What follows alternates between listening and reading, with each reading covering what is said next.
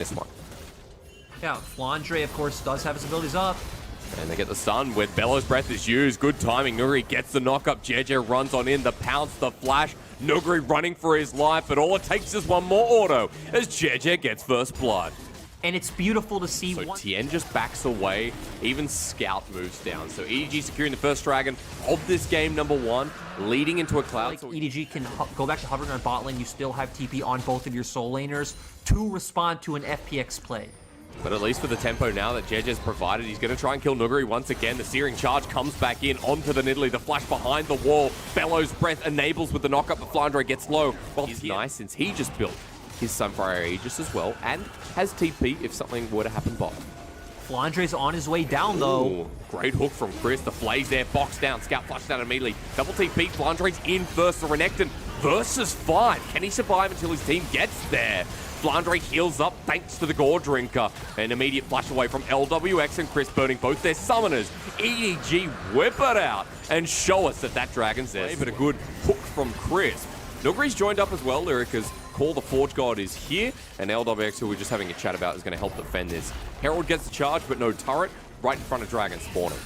No Moonlight Vigil, though. One thing we need to realize about EDG's comp as well is it does have a ton of burst. If they are able to hit one member with an Orianna ultimate into a Nidalee Spear, they are probably just dead. Flandre is backing away while this is going on, though, and Tien sitting in front of the dragon wants to smite down. It's secured. Knock up, though, for Nuguri is into the backline. Flandre is coming in red hot. LWX dodges away from the W from Kai'Sa as Mako gets tagged on the way out as well. Blue buff might be sacrificed, but you get the dragon and your first one of FPX's game. I love the way the FPX played that. They realize their comp has more options, right? You feel fine. Call him the Forge God. Forge God, yeah, it's a re-engage. Chris flashes forward, double flash from EDG as a response. Pressure all game long, and you know, that vision control's been part of the element that's kept him safe in better. At the very least, we can talk about Mythics because we are 30 seconds away. Mythics and complementary items as teleport comes in from Scout, because he now has the Seraph's Embrace. So 2 items for both mids. As Mako going in, maybe I don't have time. Shockwave used. They found Doomby. He takes the Dark Passage, but he's already dead. 4 versus 5 as the box has to be put down, and Flandre may have found a pick as LWX gets poked out with the spear. He's got a lot of shurikens, but Nuguri now has to tank up. Versus 4, I don't think that's the play, but the range from Mr. 200 Years as he gets the shield could turn it around. Nuguri with the knock-up once again. LWX, the range comes true. And EDG may have low health bars, but at least they won the play. That was so tragic for the side of FPX. I was just about to talk about that. Something else happens. I just want to point towards Nuguri's item choice in going Frozen Heart second. Yeah, it is pro. I knew I didn't have time. Jedge is dead. Wow. Tien ran like a horse, and Chris flashed forward like a legend. FPX have found a pick onto the jungler, and now anything's possible.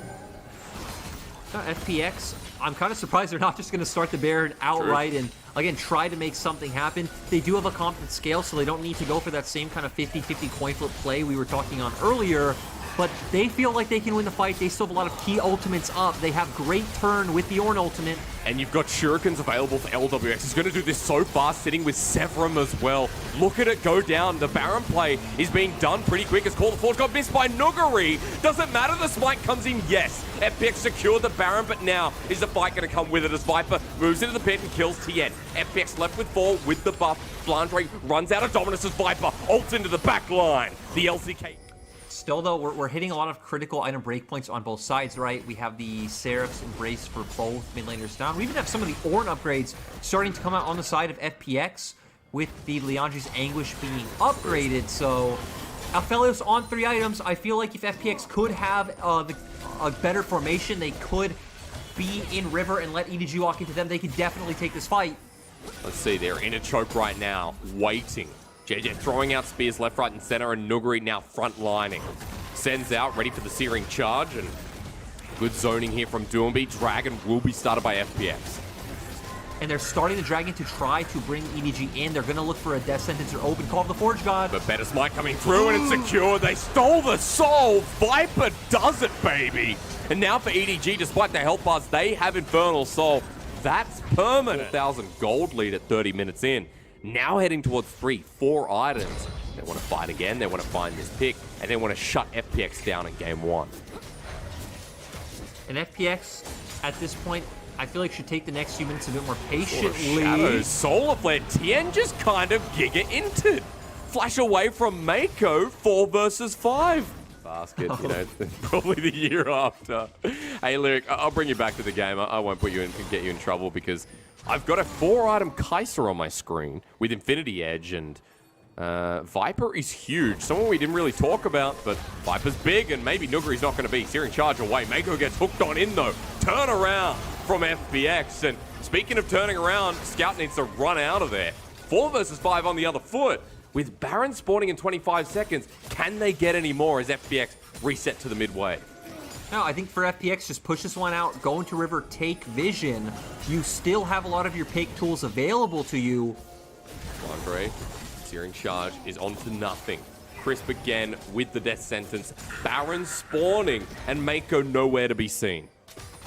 The thing, though, is we don't have Call of the Forge God, so you're pretty much relying on a death sentence coming out from Crisp.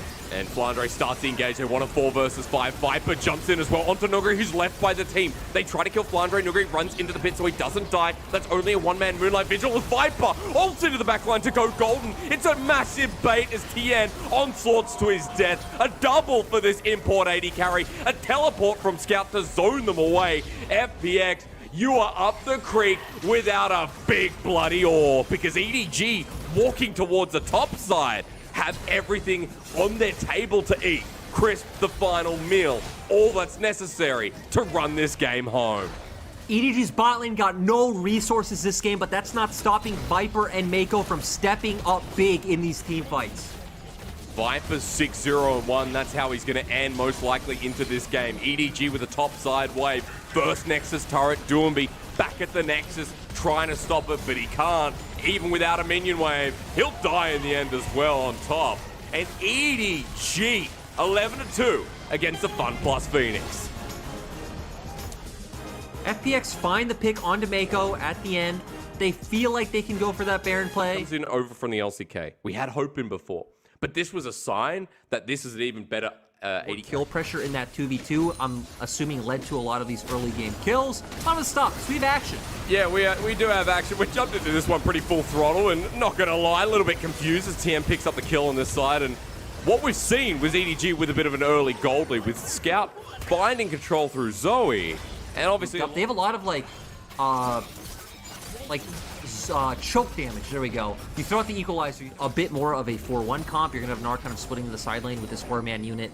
Zoe not really feeling comfortable going into a side lane. Obviously just gonna go and catch these waves when she's needed. For FPX, Nuguri can pressure a side lane, but I still think their comp definitely feels... 15 seconds, Luke. Maybe you have a bit more time to tell me. I feel like with the posturing, we should hold on the Graves point because EDG are looking for something. And the Paddle Star connecting after the Trouble Bubble is a no onto Crisp as EDG get forced out. Equalizer layers down. Scout is in a corner. Undertow's not going to connect to him. Mako has to burn his ultimate as well. FPX get priority in the river, and Flandre's running out of Mega Gnar. So for EDG, this is probably not the fight.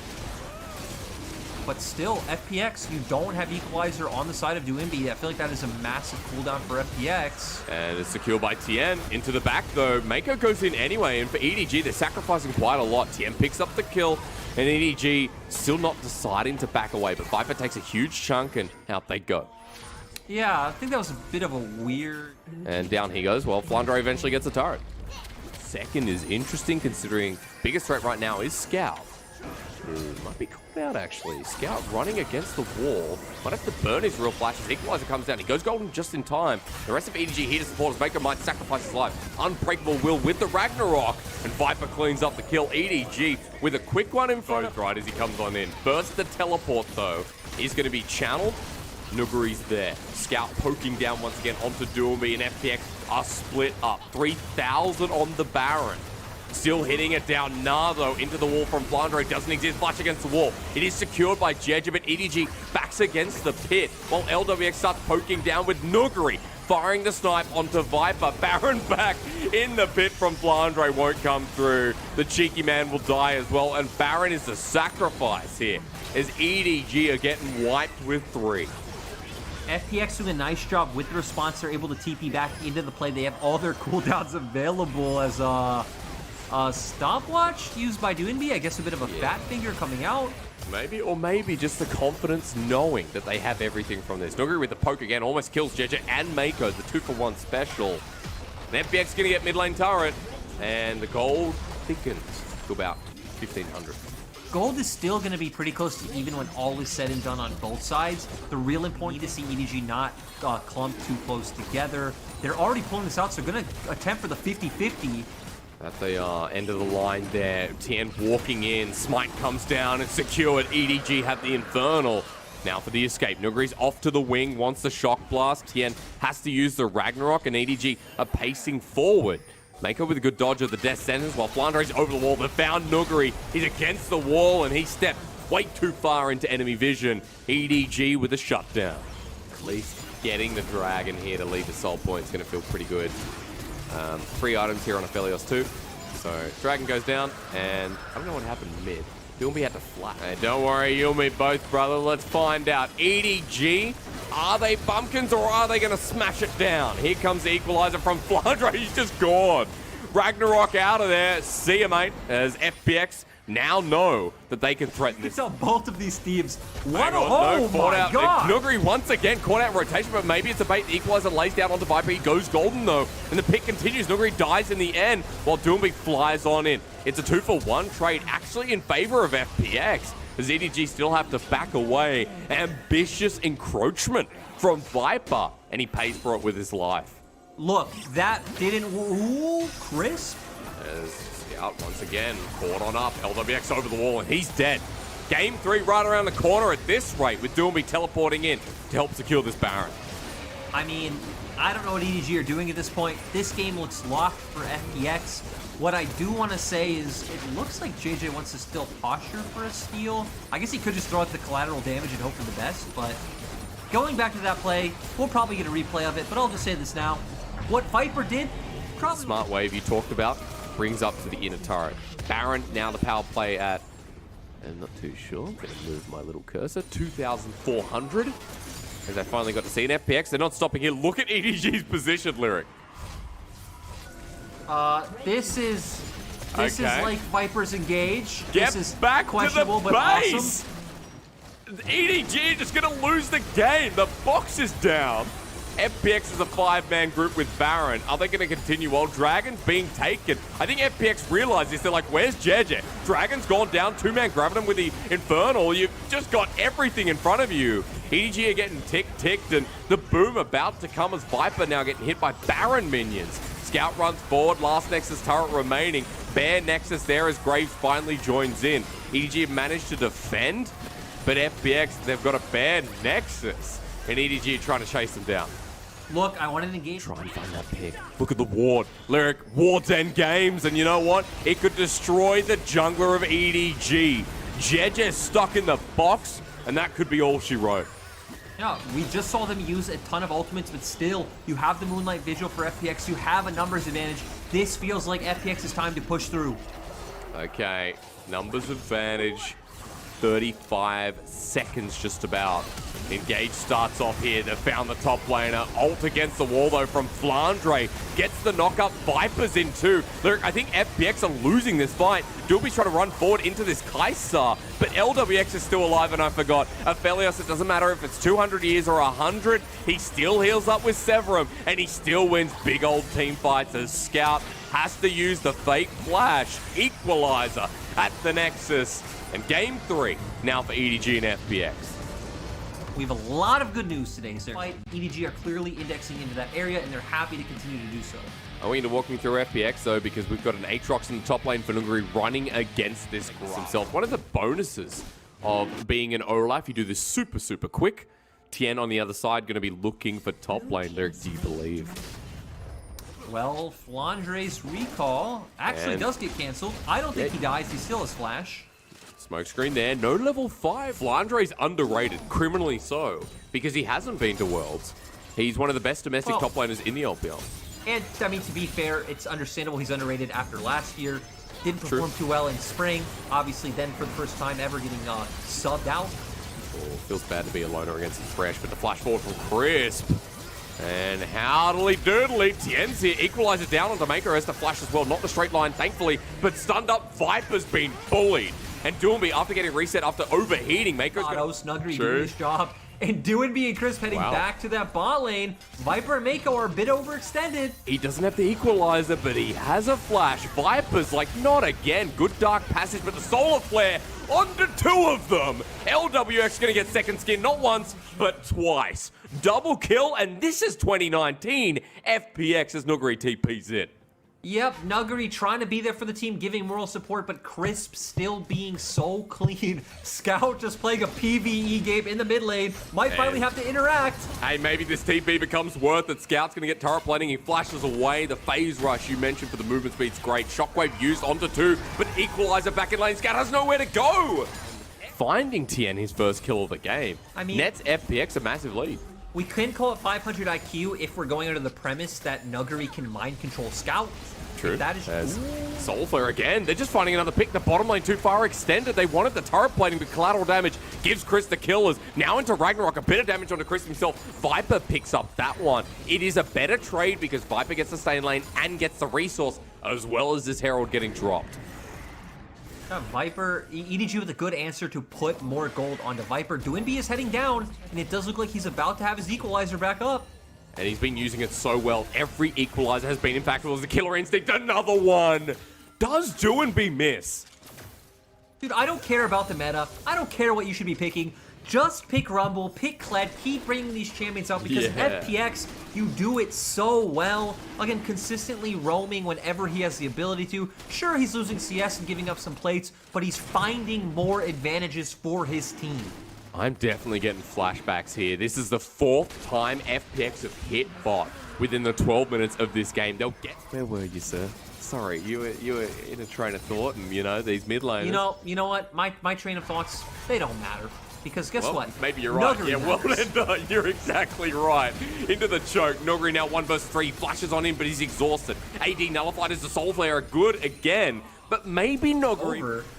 Okay, Herald's going to get the turret as well. Let's not forget, EDG moving in, and Viper's like, please give me the gold, sir. Thank you very much. It's actually spread across, and FPX is just giving the Dragon in response. The mountain that they do not want for this grind. Net as many kills, but, you know, change the way the game is played, right? Like what we saw with FPX, hitting bot multiple times. They've set up their conditioners. Scout's getting flanked from the rear end. Crisp is here. As I say, there's not enough blood. Comes in with the Solar Flare and the Zenith Blade. Tien picks up the kill. Now, Baron's not available for 45 seconds, but that pick gives Tien another banger. Yeah, that was really nice from Chris. It looks like he kind of like wrapped around, hugged the wall, and was just able to get behind Scout without him noticing. Really nice. They moved to Salt Point. And while side lanes continue to play out here with Teleport available on 3 out of 4, remember Doinby has heal. FPX going to push down the mid lane. Gravitum actually secured with the Moonlight Vigil. JJ doesn't go in as that equalizer sends them packing. Away you go, Flandre. No space needed to be created because turret already goes down, and FPX. And Prio there with that TP. EDG do get the first shot on, and again, we're watching Flandre, we're watching Mako. Can they buy space for their carries? Is it just going to go down without FPX moving in? They don't care about the Dragon. It's secured, maybe for the fight. The equalizer once again lines it down. Chris goes in first, and Flandre is getting burnt to Chris as Nuguri. Death Sentence flashed away. We're tickling each other in this mid lane. Oh no, that's not a tickle. That's a body slam. Nuguri has to flash away, but the equalizer there lines up, burns him down. Nuguri survives. Gore Drinker a bit OP until 5 people stand in front of him. He's down for 50 seconds, Lyric. Now something can happen. Yep, we are going to see EDG go for Baron. We already have Scout who has TP basing. He's going to come in, and they don't really actually have any engage tools. A lot of ultimates are down. But still, they're confident they have the damage to pull off display. They are. 5 versus 4 for the foreseeable future. Baron going down super quick. Crescendum is making sure that with Severum at the ready. Perfect guns here for Viper. He's going to change it to a Vernum, I believe. No, sorry, Calibrum goes down. The steal doesn't come through. He tried. Tien wanted it. But the smite secures, and EDG have 2 dead. This game is being won and lost by very slight edges. 1 pick onto Nuguri, turning into a 50-50 Baron play. JJ barely, I'm not going to say barely, JJ wins out on the smite, but Tien was a higher level, potentially could have gotten that steal. They get the smite, they get the pick, it turns into Baron, turns into mid tower, and turns into the third dragon. With the Baron and with this dragon, they're going to threaten Salt Point. They've got a gold lead that's about 3,000. And now, as you talk about, this paces them towards that late. Really cool rotation where they push in mid and top, and they're moving one man down each lane. So it does give them pressure in both bot and mid. Well, bottom goes first. Flandre going up mid as well. And this is kind of the pain. You can't kill Flandre if you're Nuguri. Takes no damage, heals back up with a bit of drunken might. As Flandre level 16 with the explosive cast, Doomby heading back as well. He knows how much trouble he's in with the explosive cast because that was pretty nice. Bit of damage in the side. Flandre once again, and damage goes down on TM while the equalizer finds its mark. And blocked by a bit of a window on the left to see ultimates, but I can tell you one thing. Scout had the flash, and he flashed forward. Yeah, he did. Scout, always a player we know who's willing to go aggressive at any moment. And this game is just feeling tougher and tougher for FPX. They're falling behind more gold. EDG's composition getting to a point EDG have needed for a very long time. Seems like he's stepping up and taking a very vocal role in this team. True, that's a very good point. You know, a lot of people think it's Mako or Scout, but only in certain conditions. We can talk about that post-game because this could be the fight that makes or break the series. EDG have a massive gold lead, but Nuguri here into the middle of the pit. Ward's placed down to bait him out. And Viper, a crucial target, but also note that Scout has Shockwave, as could be as big as the equalizer. And yeah, we still see that Viper does have the Gravitum though, so can potentially root people down and find that big chain CC along with Flandre. Explosive cast used Lyric in the back end of that trade. They're going to start hitting down Dragon pretty fast. Nuguri wants to go in. Tien flashes over the wall a little bit early. It's secured by Aphelios. There's the Mountain Soul for EDG. Now they go into the fight. Tien gets tagged by the Gravitum on the back end. Flandre bops him and kills him while Nuguri is trying to 1v3. But I think this fight is going dire straits. EDG have everyone alive and the Mountain Soul refreshes their shield. LWX is low trying to buy some time. And EDG may have just done it as Doomby now getting chased. Jeje's gonna hug him before I can. And EDG have collapsed on top of FunPlus Phoenix with a beautiful secure. It's only Nuguri who can try and kill Scout. Dunks him down, saved by Mako. That's a brother of a support if I've ever seen one. He too will die with the full-blown ace. EDG had to spend a lot of time killing the members of FPX, but they should be taking the game in the end. Great performance all around, and again, they're building themselves up to be the premier team fighting team in the LPL. Mako just having a great game here. I can hear Greensleeves playing outside our window, Lyric. That's because it's beautiful all the way for EDG in what was a hyped up matchup. Definitely delivered. They'll hit the Nexus now, bare as all. And EDG in the LPL strike true at the Burning Phoenix. It was small edges that gave EDG this game. It was putting EDG top 3 in his tier list. This is a team that certain people believe in strongly. I think I rated them about 4.